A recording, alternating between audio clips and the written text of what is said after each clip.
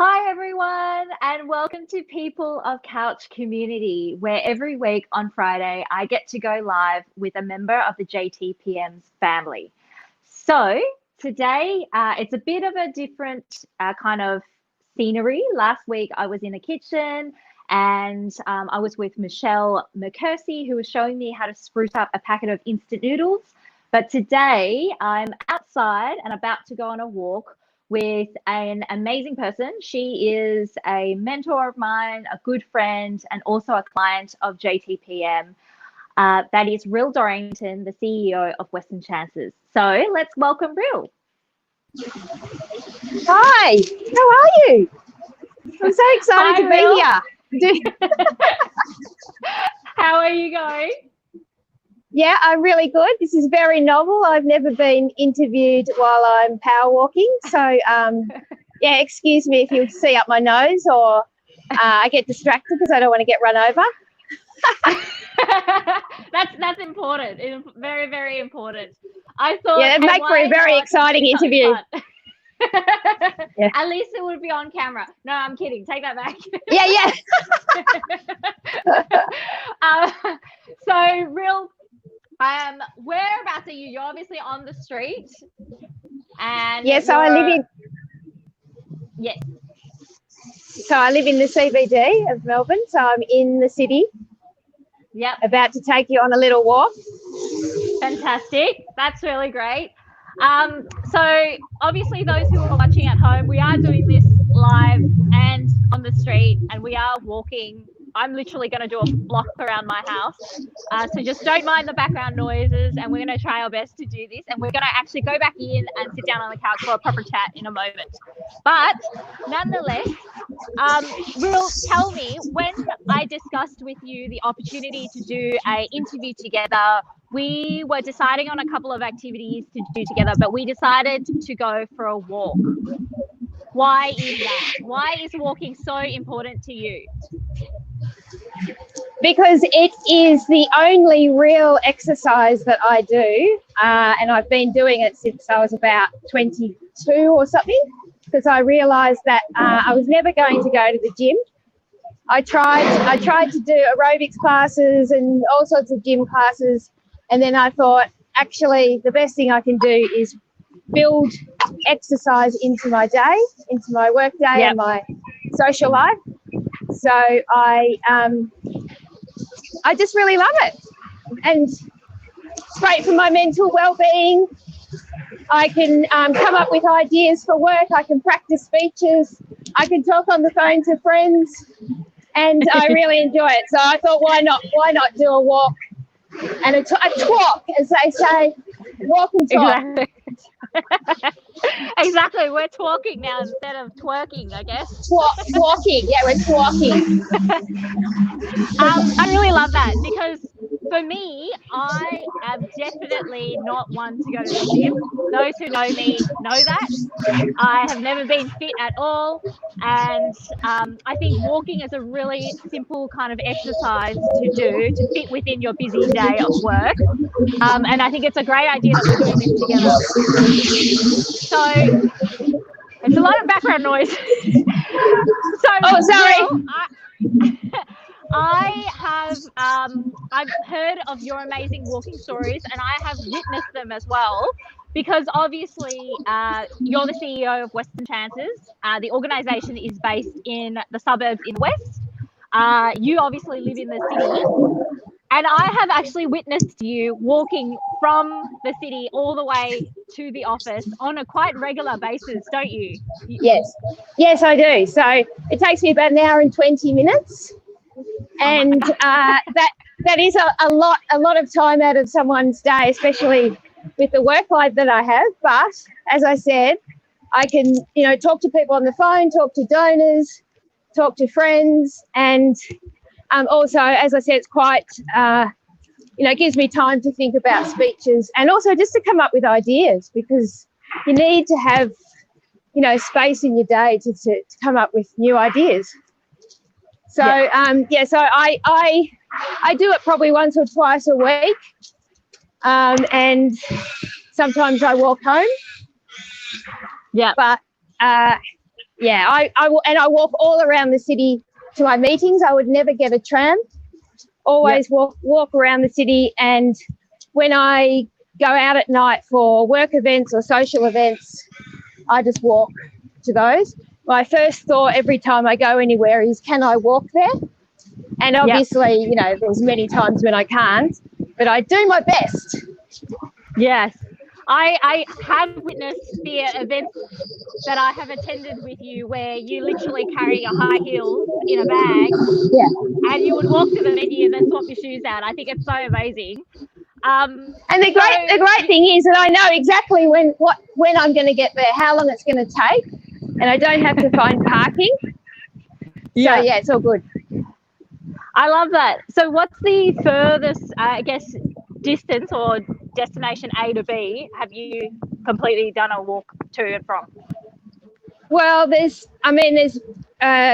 walks I've done, you know, Camino, and I did a kids undercover walk, another great not-for-profit from Rosebud to Melbourne.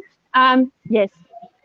And then for anyone who's watching in from London, I've walked from Farringdon to Twickenham, which is a very long way. But here, in terms of the city, probably here to Sunshine. Oh my goodness. A very long way. Yes, that's we used to have our office in Sunshine. Yes, that's, for those who don't know, that's about like 18 kilometres from Melbourne to Sunshine. So is it that pretty far? impressive. Oh my God. I think it. I am mad. You are definitely mad. But I really like the idea that you do take the time to walk and use that time as, I guess, good kind of mental space practice where you're thinking of new ideas or, you know, catching up with people you might not have time to catch up with.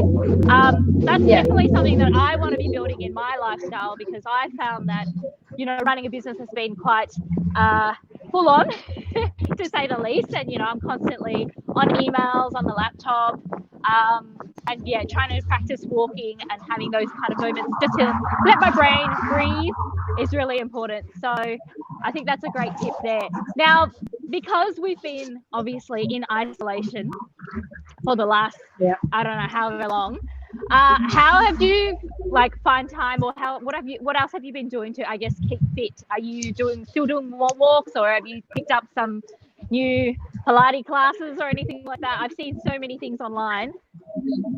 Well, because I'm a destination walker, I want it to be from A to B and built into my lifestyle. It's very difficult for me to go out for an aimless walk. It's not really something I do. But I've been walking around the CBD at nights, like knocking off at 5 o'clock and doing an hour walk, sometimes on my own, sometimes physically distanced from a friend or a colleague. And it's been really interesting, actually, looking at the city, and it's been very quiet, and that's been weird, but it also reminds me of what the city was like in about, you know, the 80s or the 90s. Yeah, quiet. Definitely. Really, really interesting. Funnily enough, for me, you know, where I go for a walk is, I live in the suburbs. And because most of us are now working from home, I've actually been able to spot, you know, some of my neighbours more often, which I would normally never ever get to see. Yeah, so it's a really nice, I guess, change of scenery.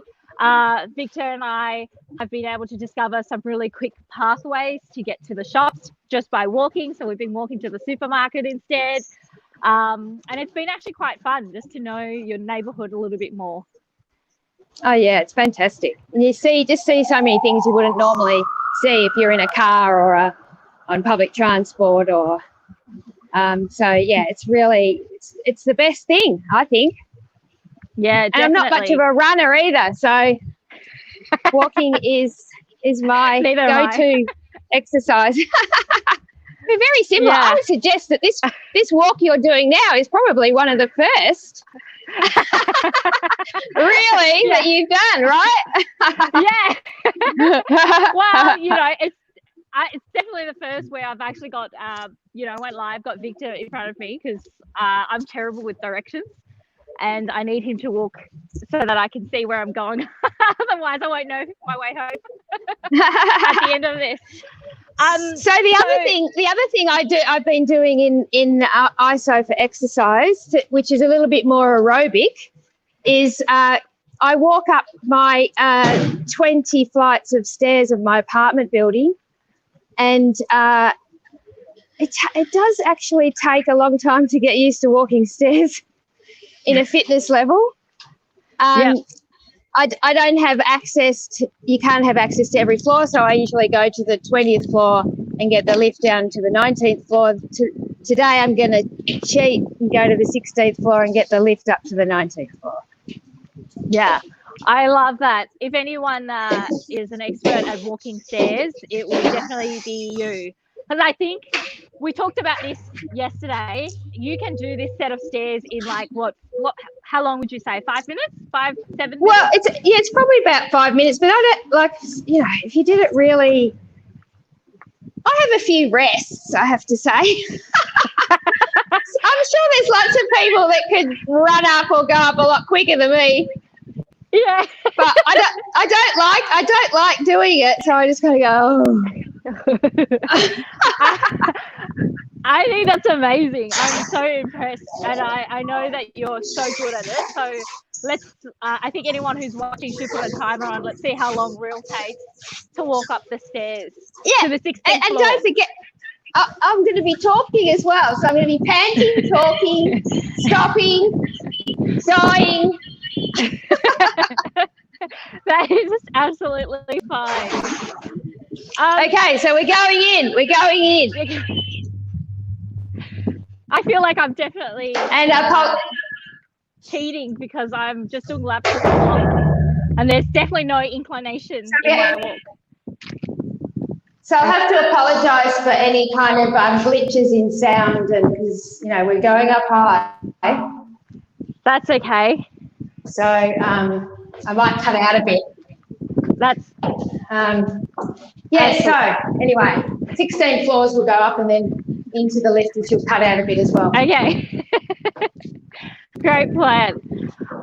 And hopefully I'm inspiring you to walk more often. I know, I'm definitely going to try. I do really find it great for coming up with ideas. You're sitting at your desk all day, there's no way I can come up with ideas. I go on my walk and I think, oh yeah, that's it, that's what I'm going to do. Yeah.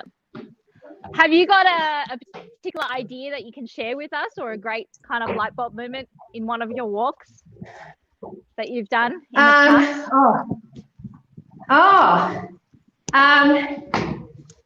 I think employing JT production manager to run our events. And contrary to what people might think, we did not rehearse that. No. That is definitely one of my best ideas that I've had. And I know it came. I know it came while I was on a big long walk, because that's where all the good ones come from.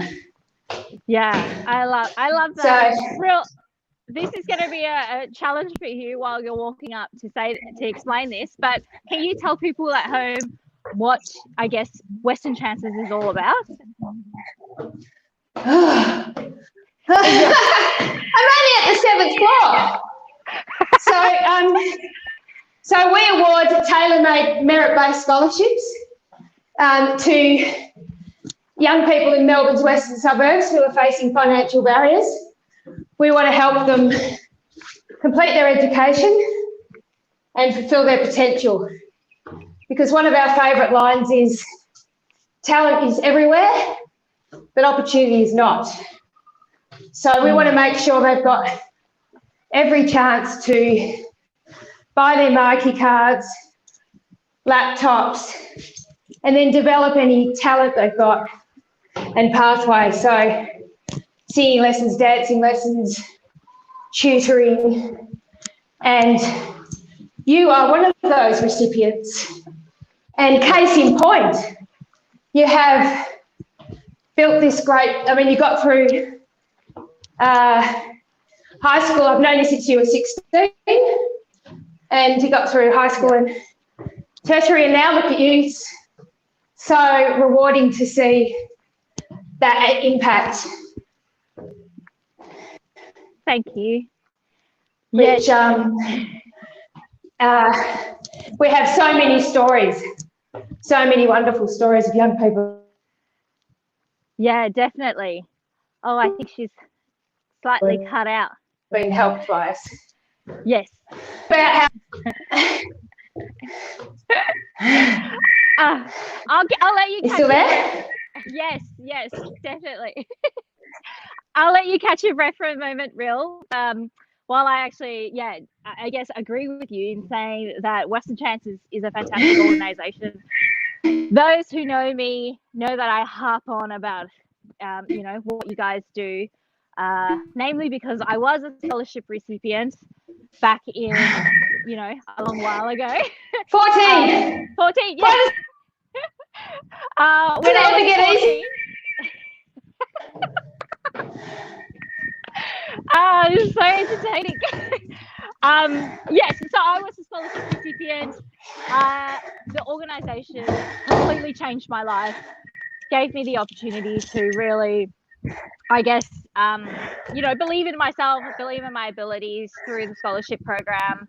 And I was then able to, purchase materials and things like that every other young person needs for their school. And from there, really be able to pursue my passion in events management, and then now to running my own.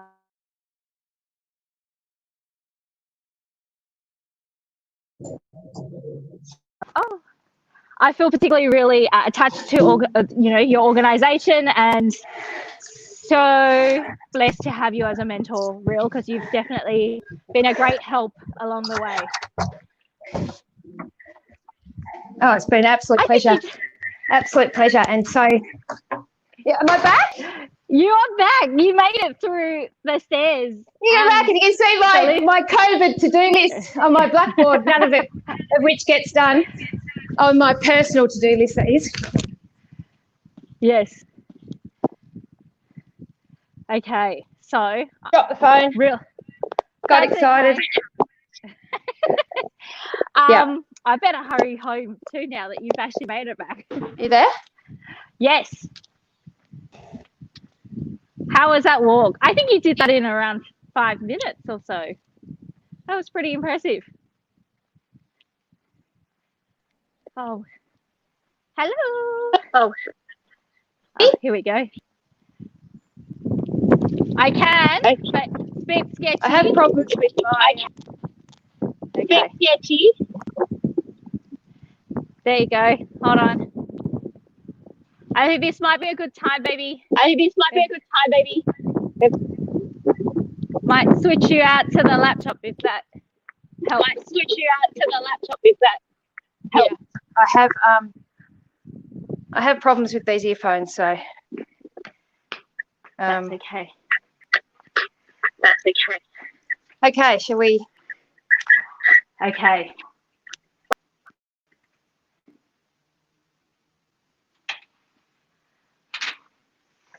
All right. I'm home as well. Thank God for that. Okay.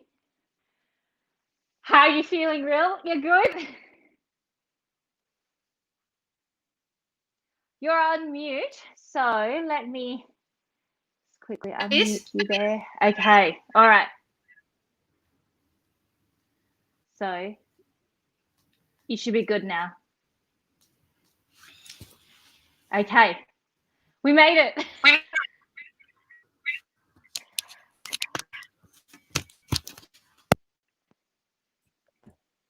You there? Yeah.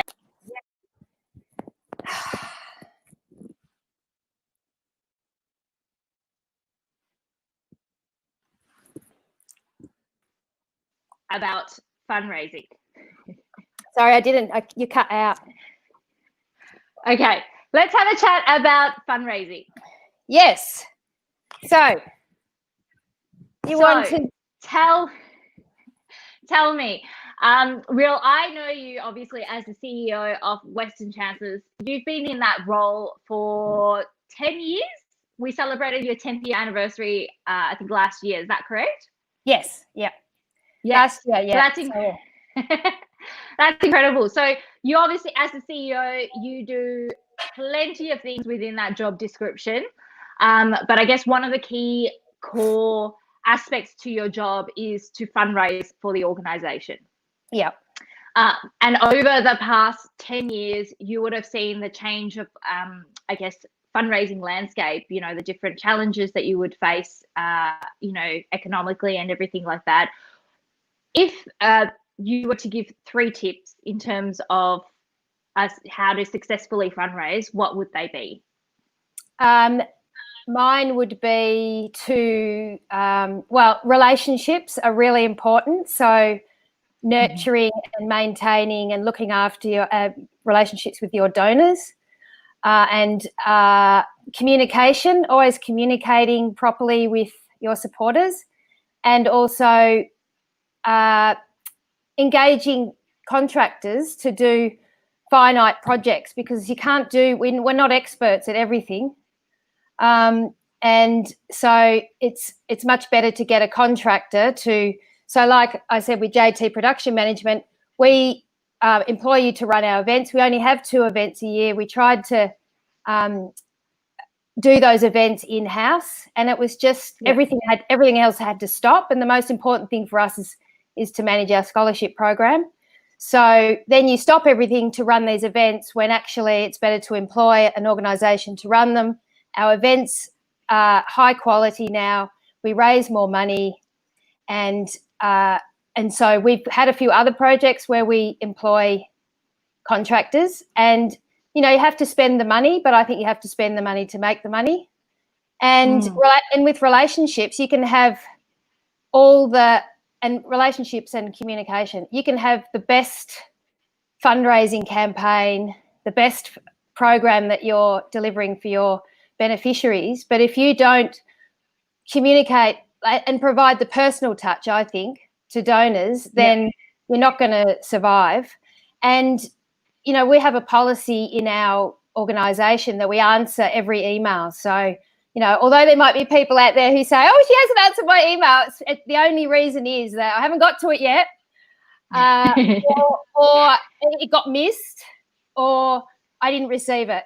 And everybody in the organisation has the same attitude, and you can't just have one person with that attitude, 1 or 2. It has to go through the whole organisation. So when people come to us, we always try and help them. If we can't help them with a query or anything else, we just refer them to someone who can. But we really think that's important, and we don't, we do obviously do our general mail outs and EDMs, but sometimes you have to send personal emails to your donors and connect with them and be authentic about it.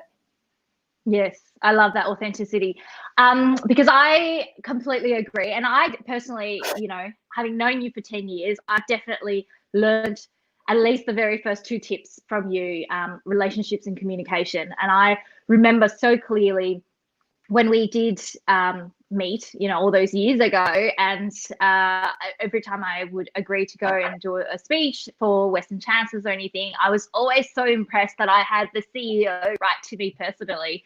And I still save those emails until today. And there was something about that made it so relatable, made this sense of, appreciation for your time to reach out to me. And then built this fantastic rapport.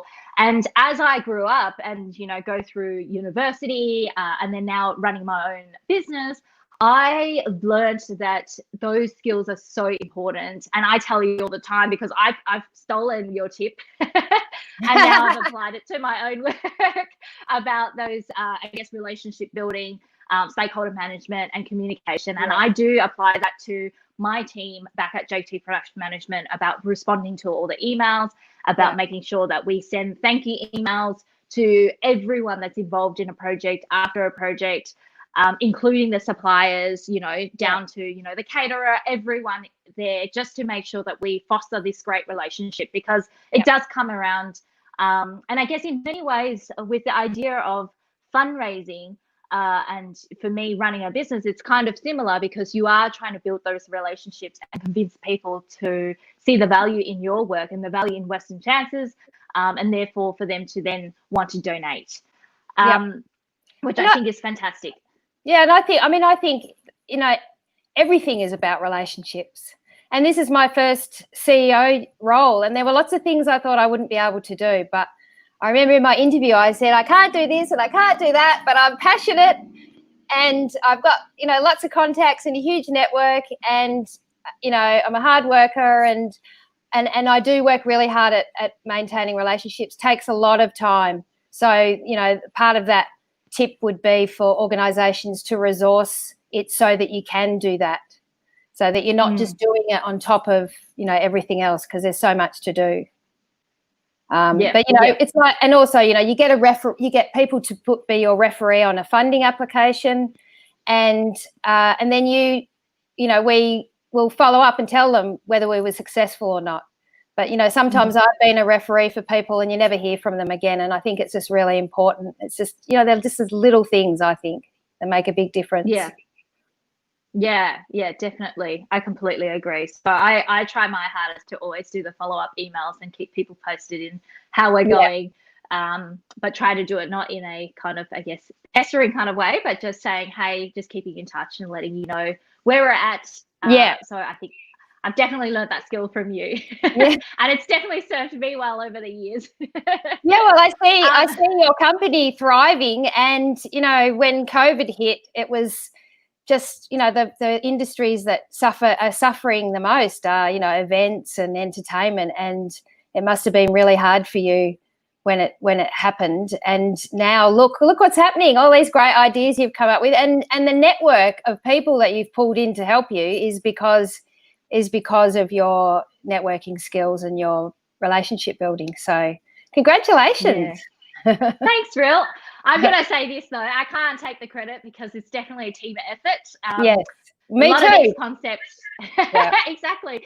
The concepts and the events that you see, and you've been a great supporter of these events as well, that we've been able to produce, has truly come from the ability to brainstorm with our team, and everyone putting their 2 cents in to pitch an idea, rip it apart, tease it out, change it, develop it further, and then trialing it as well. We've been able to try a lot of our different kind of events and series, and so far so good. People seem to be enjoying what we're doing during this time, which is great. But I just wanted to finally touch on I just wanted to say one more thing. I just want to shout out to my team, who are absolutely amazing, awesome. The best not-for-profit team in the world. And I mean, like I said, you can't just have one person doing something. I do the fundraising, but it runs through the whole organisation. So they all use their contacts, and they all nurture relationships, and they're very hardworking and amazing. Yes, definitely. And I can testify to that, because I love the Western Chances family. As much as I love my team. So it is a family. So I guess to reiterate, your tips are have great relationships, nurture those relationships, and foster, I guess, authenticity in your work and how you communicate. So communication is the second tip. And then, of course, having thorough communication, keeping people posted. And then the final one is to spend money to make money. Which I really like that concept. Because again, even in my own business, I've applied that too, and I think it definitely works. We can't do everything ourselves. It's about knowing where to invest the money to save the time, so that you can put your energy and strength into the areas that you are good at, and then utilizing people who are expert in those areas to do your thing. And of course, that comes without saying that we've been very grateful from JT Production Management to be engaged, by Western Chances I've been in business for 7 years. So it has been 7 years worth of work. And we've really thoroughly enjoyed working with your organisation, and growing the events year on year, expanding the brand, letting people know what Western Chances is all about is something that I'm personally really proud of. Yeah.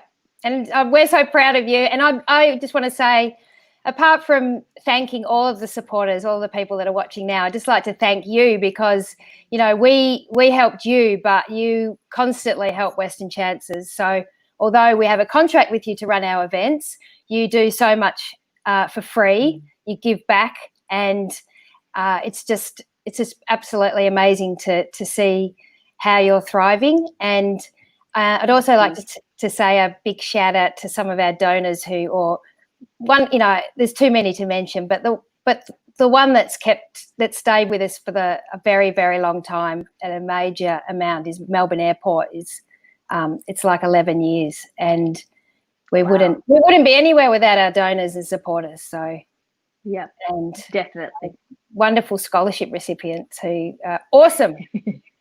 Yeah, and absolutely. Make us feel inadequate every day with their achievements.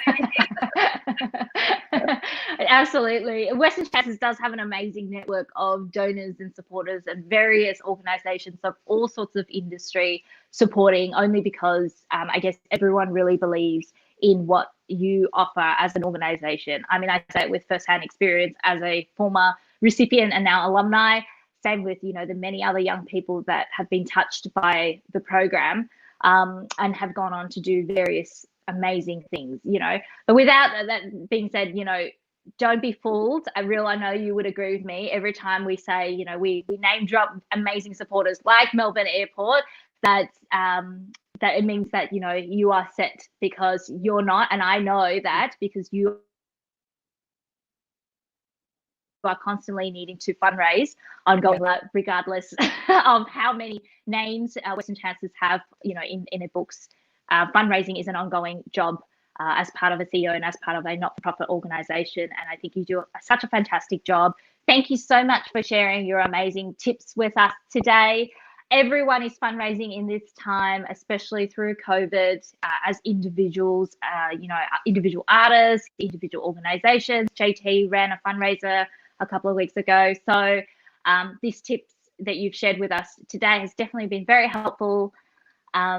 Anything else you wanted to say before we wrap up, Rhyll? I just want to say thank you for inviting me to participate today. That was fun. Fun and unusual. Yeah, I know. I don't know if it was the brightest idea to go for a walk and actually particularly get you to walk up the stairs into your apartment. But we've done it. You got to try these things. That's another thing I would say. You've got to take risks. Yeah, definitely. Yeah. You've certainly inspired me to do more incidental exercises like walking, you know, choosing to take the escalators up and down the stairs instead of, you know, the lifts and things like that. So I'll definitely be applying that more often. Yeah. But in the meantime, thank you so much, Rhyll. We really appreciate your time. Thank you. For anyone who watched. Probably my family. And all of your supporters. The biggest fan. Absolutely. Thanks, Rhyll. See you next time. Thank you. Bye. Bye.